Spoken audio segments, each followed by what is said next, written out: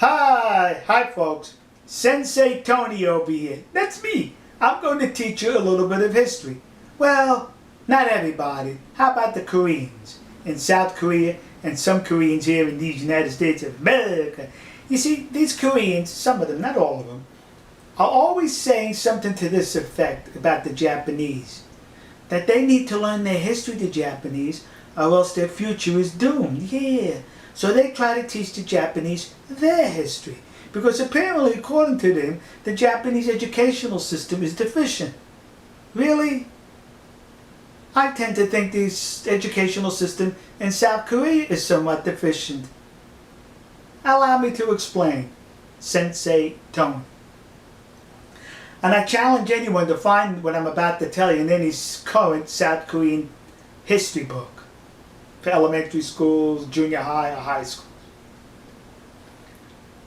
During the Second World War, Korea was part of Japan. During the Second World War, Koreans enlisted. Some were conscripted, got drafted, sure, but a lot of them enlisted. And those who you normally enlisted were people of the upper echelons in Korean society. They joined the Japanese Imperial Army. Many of whom not only just joined the Japanese Imperial Army, attended military academies in Japan. Gee, how did that happen? Let's look at some of these notable Koreans who volunteered to serve and rose in the ranks of the Japanese Imperial Army.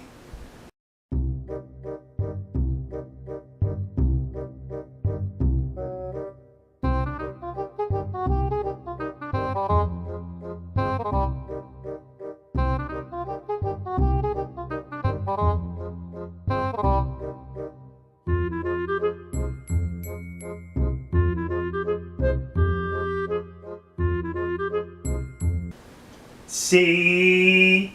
Isn't that nice? Then we also have these three gentlemen. They're Korean. They're Korean royalty. Princes. Prince.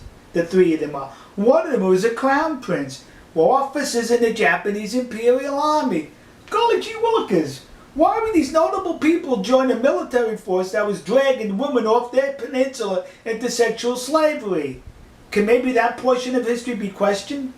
Let's take this a little further. Then we have this mug over here, Hong Saik, whatever his name is. Yeah, he rose in the ranks in the Japanese Imperial Army.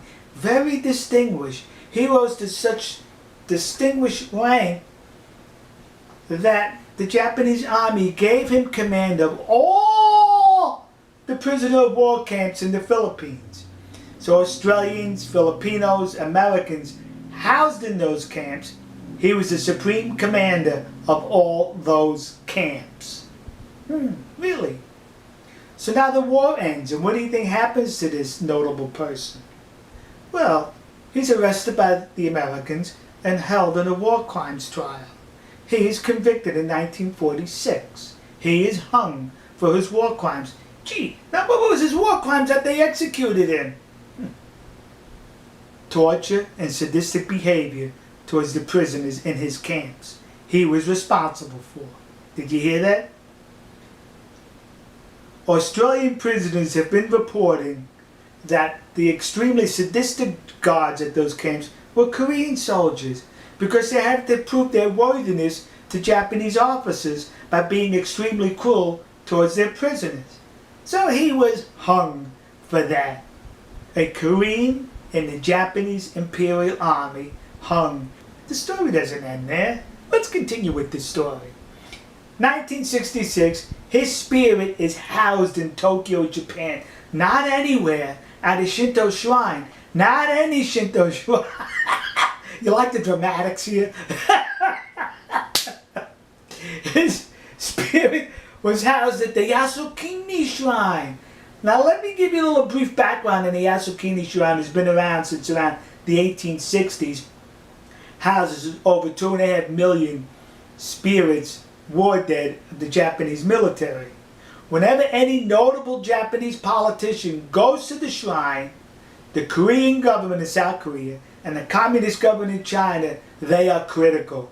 They file diplomatic complaints. How dare you go there? There's Class A war criminals housed there, and that's an affront to us because of what happened to us during the Second World War. What happened to you? First of all, one of you Koreans are there. I'm sure there's probably more. What happened to you? How come the Allied nations don't complain when a Japanese notable goes there? I don't hear any complaints out of the Philippines, Australia, New Zealand. Don't hear any complaints. Canada, the United States, who were allies during that war. No complaints. Only those that assisted Japan during that war complain. China assisted Japan? Yes. Not the national government under Chiang Kai-shek. The communist government.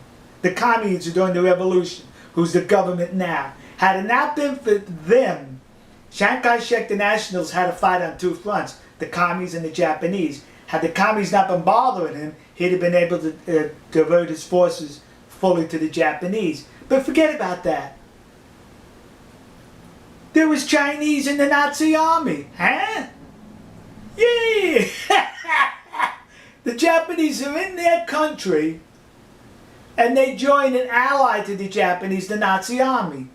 What the heck was that all about? Oh, it wasn't just them. Koreans were in the Nazi army also. They weren't happy in assisting the Japanese to defeat the Allies. They had to assist the Nazis to defeat the Allies and were miserable failures on both fronts.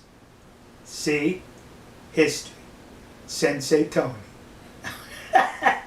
We'll see you. God bless you. God bless America. God bless the nation you happen to be in. And God bless our good friends and trusted allies in the land of the rising sun, Nihongoku, Japan. See ya. Hope you enjoyed that history lesson, kids.